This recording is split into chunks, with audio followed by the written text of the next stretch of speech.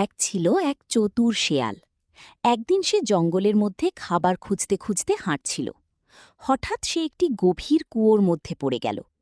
অনেক চেষ্টা করেও সে উপরে উঠতে পারল না। কিছুক্ষণ পরে সেখানে একটি ছাগল এলো। সে কুয়োর ভিতরে শিয়ালকে দেখে জিজ্ঞেস করল, বন্ধু শিয়াল, তুমি কুয়োর ভিতরে কি করছ? চতুর শিয়াল মনে মনে একটি বুদ্ধি আঁটল। সে বলল, আরে বন্ধু, এই কুয়োর জল খুব মিষ্টি আর ঠান্ডা। আমি জল খেতে নেমেছি, তুমিও নেমে এসে জল খেয়ে দেখো। ছাগল জল খাওয়ার লোভ সামলাতে পারল না। সে সঙ্গে সঙ্গে কুয়োর ভিতরে লাফ দিল।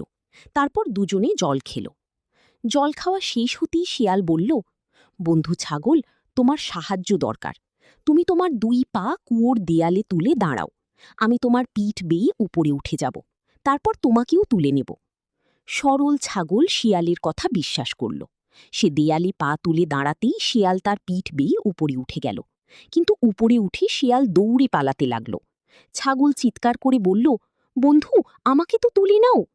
শিয়াল পিছন ফিরে হেসে বলল, যদি তোমার দাড়ির মতো বুদ্ধিও বড় হতো, তাহলে আগে বের হওয়ার পথ ভেবে তারপর কুয়োয় নামতে। শিক্ষা: কোনো কাজ করার আগে ভালোভাবে চিন্তা করা উচিত।